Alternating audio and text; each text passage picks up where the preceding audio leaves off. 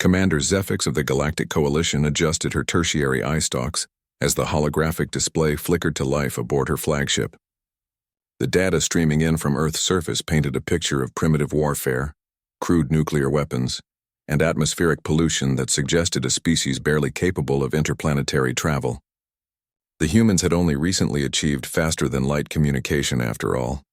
"Admiral," her tactical officer chirped through his translator unit, "the invasion fleet is in position. Shall we proceed with the subjugation of Sol 3? The Admiral's mandibles clicked in what passed for amusement among her species. 1,000 ships should be more than sufficient for this backward world. Their largest vessels barely exceed a few hundred meters in length. As the Coalition fleet descended through Earth's atmosphere, targeting major population centers, something extraordinary happened. The oceans began to move. At first, it appeared to be some sort of tectonic activity, massive disturbances rippling across the Pacific, Atlantic, and Indian Oceans simultaneously. Then the water started to part, revealing structures that defied every assumption the Coalition had made about human civilization.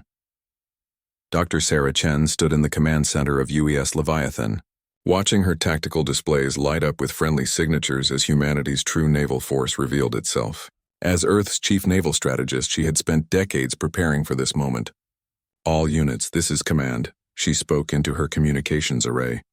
"Operation Deep Rising is now active. Show our visitors what human ingenuity looks like when we have 70 years to prepare." The first ship to breach the surface was the UES Poseidon, a dreadnought-class vessel stretching 3 kilometers in length. Its hull gleamed with adaptive armor plating that shifted and flowed like living metal. Weapon ports along its flanks opened like eyes awakening from a long slumber. But it was not alone. From the Mariana Trench rose a formation of carrier-class ships, each one launching squadrons of fighters that moved with impossible agility through both air and water.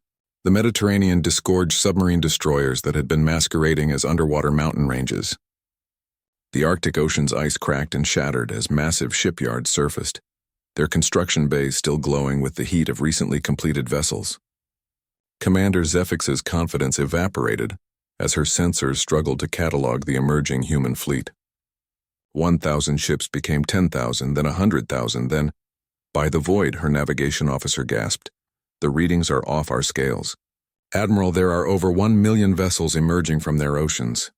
The Coalition fleet found itself surrounded. Every major ocean, sea, and even large lakes disgorged warships of designs that seemed to blend organic curves with geometric precision. Some vessels were clearly built for space combat, bristling with energy weapons and kinetic accelerators. Others appeared to be hybrid craft, equally at home in the crushing depths of Earth's oceans or the vacuum of space. Admiral Zephyx received an incoming transmission on standard galactic frequencies. The image that appeared on her screen was of a gray-haired human woman in a crisp naval uniform. "Coalition forces," Dr. Chen's voice was calm, almost cordial. "I am Dr. Sarah Chen, representing the United Earth Naval Command. I believe there's been a misunderstanding." "Impossible," Zephyx sputtered. "Our intelligence indicated you were a primitive species, barely capable of orbital flight." Chen's smile was enigmatic. "Admiral, humanity learned long ago that the best defense is to appear defenseless. When we first detected your long-range scout 73 years ago, we made a collective decision. We would let you see what you expected to see. Surface nations squabbling over resources, primitive space programs, environmental destruction. On cue, holographic displays showed the true extent of human development. Underwater cities housed billions in comfort, while the surface continued its theatrical display of division. Massive industrial complexes on the ocean floor had been manufacturing warships for decades. Earth's apparent environmental crisis was actually the byproduct of the largest military buildup in galactic history. "But how?" Zephyx demanded. "The energy requirements alone. Geothermal TEPs," Chen explained.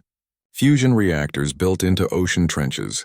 We've been harvesting energy from our planet's core, while you watched us burn fossil fuels on the surface. Every volcano, every tectonic vent, every temperature differential in our oceans became a power source." The tactical display showed the true scope of human preparation. The million-ship fleet was arranged in perfect formation, each vessel's crew trained in both underwater and space combat. Weapons systems that had been tested in the crushing depths of Earth's oceans were now trained on the Coalition fleet. "You see," Chen continued, Humans have a saying, speak softly and carry a big stick. We've been very quiet for the past 7 decades, Admiral, but our stick is considerably larger than you anticipated.